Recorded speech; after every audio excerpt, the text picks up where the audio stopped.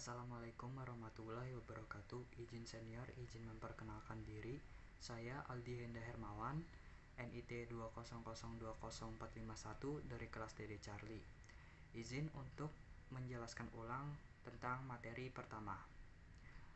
8 sayap luar menandakan 8 sikap wajib taruna-taruni teknik dirgantara. Yang pertama, bertakwa kepada Tuhan Yang Maha Esa. Yang kedua, memiliki rasa cinta tanah air, nasionalisme, dan patriotisme. Yang ketiga, memiliki rasa solidaritas dan jiwa korsa yang tinggi sesama alma mater teknik dirgantara. Yang keempat, menjaga nama baik alma mater teknik dirgantara. Yang kelima, bersikap ramah tamah dan sopan santun terhadap sesama atau orang lain, terlebih kepada orang yang lebih tua. Yang keenam, menanamkan jiwa kepemimpinan dan senantiasa menjadi pribadi yang bermanfaat. Yang ketujuh, menumbuhkan rasa tanggung jawab atas setiap tindakan yang dilakukan. Yang kedelapan, memiliki kedisiplinan atas pekerjaan di bidang keahlian. Selanjutnya, 7 sayap dalam menandakan 7 tujuan taruna-taruni teknik dirgantara. Yang pertama, menjadikan kepribadian yang bertakwa kepada Tuhan Yang Maha Esa. Yang kedua, berkompetisi, memiliki nilai saing, memiliki kreativitas tinggi, serta berprestasi dalam bidang akademik maupun non-akademik. Yang ketiga, berintegritas dalam berorganisasi dan bermasyarakat, mempererat keberagaman, bernegara, dan kepentingan bangsa. Yang keempat, taruna-taruni dapat menerapkan disiplin baik dalam hal akademik maupun non-akademik. Yang kelima, menjadikan taruna-taruni sebagai individu yang dapat dipercaya dalam menjalankan amanah. Yang keenam, menerapkan jiwa korsa dalam rasa simpati dan empati dalam kehidupan sehari-hari. Yang ketujuh, menciptakan SDM yang berkualitas dalam dunia kerja. Saya akan menjelaskan ulang tentang spinner. Spinner mempunyai arti bahwa setiap tantangan yang akan dihadapi harus dihadapi secara berani, gagah, dan bertanggung jawab. Dan selalu berpola pikir untuk memecahkan permasalahan yang ada, seperti halnya spinner yang selalu memecah aliran udara sebelum masuk ke inlet. Arti dari turbofan. Turbofan memiliki arti bahwa suatu kesuksesan membutuhkan sistem penggerak yang harus melalui berbagai proses untuk dapat memiliki dorongan sehingga terwujudnya setiap tujuan. Arti dari tulisan teknik dirgantara memiliki arti yaitu menumbuhkan, mempersatu, dan tidak membeda-bedakan nama teknik termasuk dalam dunia penerbangan, dan setinggi apapun taruna-taruni teknik dirgantara melangkah untuk meraih masa depannya, dapat menjunjung tinggi nama alma mater teknik dirgantara, serta tetap peduli terhadap generasi penerus.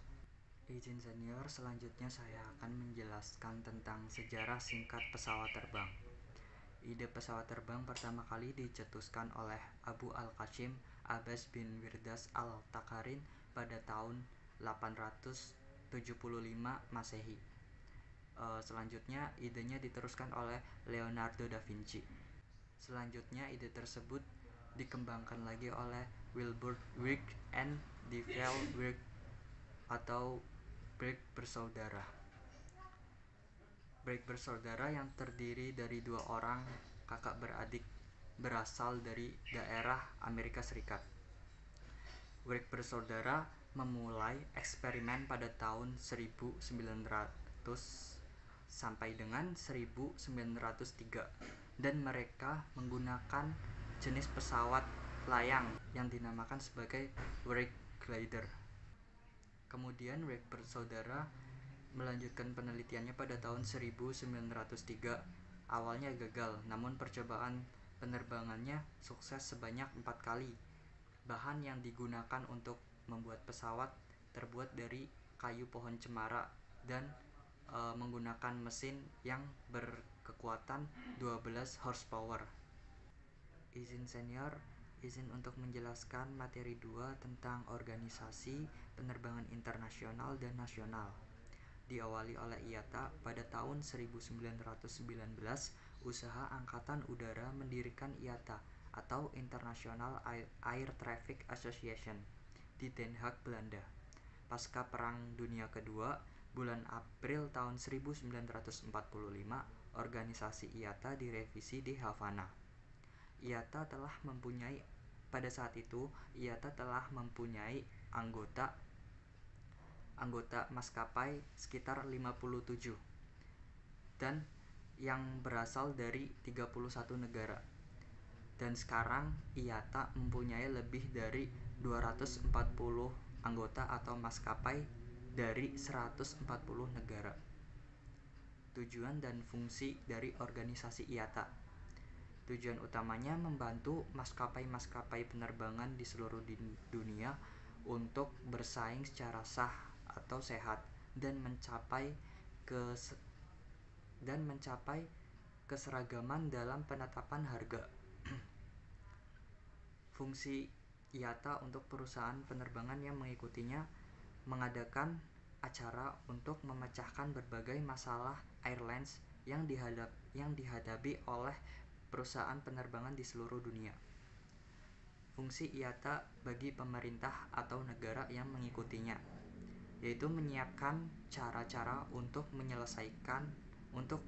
menyesuaikan harga atau tarif tiket pesawat udara internasional. Fungsi organisasi IATA untuk konsumen atau calon penumpang pesawat udara, yaitu memberikan kapasitas akan adanya kualitas atau standar operasional yang tinggi dimanapun. Anggota IATA itu terdiri dari regional Afrika, regional Asia Pasifik, regional Tiongkok dan Asia Utara, regional Eropa, regional Amerika Latin dan Karibia, regional Timur Tengah dan Afrika Utara, regional Amerika Utara, dan yang terakhir regional Rusia dan Amerika Serikat. Untuk maskapai Indonesia yang bergabung di organisasi IATA yaitu ada Garuda Indonesia dan Batik Air. Selanjutnya organisasi ICAO atau International Civil Aviation Organization adalah sebuah lembaga yang didirikan oleh Perserikatan Bangsa-Bangsa atau PBB yang didirikan pada tanggal 4 April 1947. ICAO dibentuk melalui persetujuan dari 26 negara yang berlangsung dari tanggal 1 November sampai dengan 9 Desember 1994. Persetujuan organisasi ICAO tersebut diatur dalam bagian kedua Konferensi Chicago pada tahun 1944 dari pasal 43 sampai dengan pasal 66. Tujuan didirikannya organisasi ICAO itu sendiri yaitu untuk menggalakkan seni dan desain pesawat udara untuk maksud damai. Yang kedua, mencegah terjadinya persaingan yang tidak sehat antar maskapai transportasi udara internasional, dan masih banyak lagi. Selanjutnya, organisasi INACA, Indonesian Air Carrier Association, atau dalam bahasa Indonesianya Asosiasi Perusahaan Angkutan Udara Internasional Indonesia, adalah perusahaan organisasi atau wadah persatuan antara perusahaan-perusahaan angkutan udara dan kegiatan-kegiatan penerbangan nasional yang ada di Indonesia. Organisasi INACA ini didirikan pada tanggal 15 Oktober 1970. Tujuan didirikannya organisasi INACA yaitu untuk menyediakan kerangka kerja efektif untuk membicarakan langkah-langkah mengurangi dampak kerugian dari persaingan yang tidak sehat. Selanjutnya, untuk mencari pemecahan terhadap dampak negatif dari pembatasan peraturan pemerintah dan industri. Maskapai yang bergabung dalam organisasi INACA yaitu AirAsia.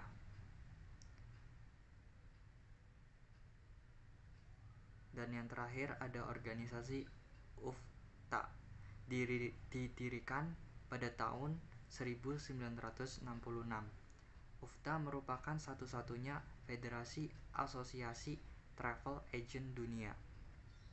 Tujuan dari organisasi UFTA yaitu untuk menyatukan dan menciptakan asosiasi dan organisasi travel agent tingkat dunia. Kemudian tujuan selanjutnya yaitu bertindak sebagai wakil tunggal profesi travel agent pada tingkat internasional atau dunia. Izin senior, selanjutnya saya akan menjelaskan tentang materi diklat yang ketiga, yaitu main komponen pesawat terbang. Klasifikasi pesawat terbang. Yang pertama berdasarkan kelasnya. Pesawat terbang biasa atau airplane memiliki sayap tepat, memiliki sayap tetap sebagai pesawat transport. Yang kedua ada pesawat rotor atau helikopter menggunakan sayap putar atau rotary wing. Yang ketiga ada pesawat layang atau glider, tidak memiliki mesin, biasanya berfungsi sebagai pesawat latih atau pesawat olahraga. Dan yang terakhir ada balon udara, yaitu pesawat yang memanfaatkan aliran uap panas atau menggunakan gas helium. Klasifikasi pesawat berdasarkan landingnya. Yang pertama ada land plane atau pesawat yang dapat melakukan take off dan landing di daratan. Yang kedua ada seaplane atau pesawat yang dapat melakukan take off dan landing di darat dan di perairan. Selanjutnya klasifikasi pesawat berdasarkan merek dan tipenya. Yang pertama Airbus, contoh tipenya A380. Yang kedua ada Boeing, contoh tipenya 737. Yang ketiga ada Cessna, yaitu contohnya ada Cessna 170. Kemudian ada Fokker, contohnya ada Fokker 27. Selanjutnya ada McDonnell Douglas, contoh pesawatnya, contoh tipenya ada DC-10. Klasifikasi pesawat berdasarkan misinya. Yang pertama ada pesawat militer, memiliki misi atau keperluan sebagai pesawat tempur atau pesawat untuk menyerang atau pesawat angkut, seperti halnya Hercules dan Casa. Kemudian yang kedua ada pesawat sipil, pesawat yang dimiliki perseorangan atau perusahaan yang digunakan untuk mengangkut penumpang atau barang. Dan yang terakhir ada pesawat VIP, yaitu pesawat yang dimiliki perseorangan atau dimiliki secara khusus untuk keperluan bisnis atau digunakan sebagai angkutan pejabat negara. Saya akan menjelaskan mengapa pesawat bisa terbang. Pesawat bisa terbang dikarenakan adanya 4 gaya yang bekerja. Yang pertama ada wake atau berat, dihasilkan dari bobot pesawat itu sendiri yang ditarik oleh gravitasi bumi. Yang kedua ada thrust atau gaya dorong, dihasilkan dari engine pesawat. Kemudian yang ketiga ada drag atau gaya hambat, dihasilkan oleh karena tabrakan bodi pesawat dengan aliran udara. Dan yang terakhir ada lift atau gaya angkat, dihasilkan dari sayap pesawat yang berbentuk airfoil. Kemudian saya akan menjelaskan tentang main komponen pesawat terbang. Yang pertama ada landing gear atau roda pendaratan pesawat, berfungsi untuk menopang badan pesawat ketika berada di darat atau di ground. Fungsinya antara lain untuk take off, untuk landing, dan untuk taxiway. atau parking. Komponen yang kedua adalah fuselage. Fungsi dari fuselage itu sendiri adalah untuk cabin dan kokpit. Biasanya di dalamnya berisi kursi untuk penumpang dan ruang kendali pesawat atau kokpit. Fuselage memiliki berbagai tipe, antara lain monocoque dan semi monocoque. Untuk monocoque sendiri terdiri dari skin, former, dan bulkhead. Dan semi monocoque terdiri dari skin, former, stringers, dan bulkhead. Komponen yang ketiga adalah wings. Pada wings itu sendiri memiliki fungsi sebagai fuel tank dan penghasil gaya angkat dari suatu pesawat. Pada wings biasanya terpasang beberapa komponen tambahan seperti aileron, salt, flap, spoiler, dan wingtip. Komponen yang keempat yaitu empennage atau tail section. Dalam bahasa Indonesia adalah ekor pesawat. Di dalam komponen ini terpasang vertical stabilizer dan horizontal stabilizer. Pada vertical stabilizer terpasang juga rudder dan trim tab rudder. Dan untuk horizontal stabilizer terpasang elevator dan trim tab elevator. Kemudian yang terakhir ada komponen engine. Dalam pesawat terdapat berbagai macam tipe engine yang digunakan. Yang pertama ada piston engine, jet engine, turbofan engine, turboshaft engine, dan turboprop engine. Dari beberapa contoh engine yang saya sebutkan, saya akan menjelaskan cara kerja dari turbojet engine. Udara masuk melalui kisi-kisi kompresor. Kemudian udara masuk ke dalam combustion chamber. Pada combustion chamber, udara bercampur dengan semprotan bahan bakar. Setelah udara sudah bercampur dengan bahan bakar, maka di situ akan dipicu menggunakan ignition. Setelah dipicu, udara dan bahan bakar tersebut akan meledak atau terbakar. Ledakan tersebut akan keluar dan memutar bagian turbin. Setelah memutar bagian turbin, udara atau api tersebut keluar menuju exhaust. Siklus itu terus berlanjut dan engine dapat menghasilkan dorongan yang cukup kuat. Izin senior, saya akan menjelaskan materi keempat, yaitu konstruksi fuselage atau badan pesawat. Fuselage adalah bagian pesawat terbang yang berfungsi sebagai tempat melekatnya bagian-bagian pesawat. Contohnya wings, kemudian empennage atau ekor pesawat, kemudian engine. Pada bagian fuselage juga terdapat ruang atau biasa digunakan sebagai awak pesawat, penumpang, dan kargo. Bentuk dari fuselage itu sendiri memiliki beberapa kriteria, yaitu memiliki ruang yang nyaman dan luas. Yang kedua, meminimalisir terjadinya drag. Yang ketiga, memiliki performa atau kekuatan yang maksimal. Fungsi dari fuselage adalah letaknya kokpit atau ruang kendali atau tempat duduk pilot dan kopilot dan segala perlengkapannya. Macam-macam dari tipe fuselage antara lain ada 3, yaitu tipe truss, tipe semi monocoque, dan tipe monocoque.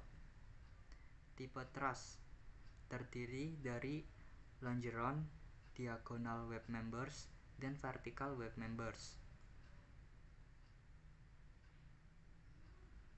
Kemudian konstruksi monocoque terdiri dari skin, formers, bulkhead. Dan yang terakhir, konstruksi semi monokot terdiri dari bulkhead, formers, stringer, dan skin. Sekian dari saya, kurang lebihnya mohon maaf. Terima kasih.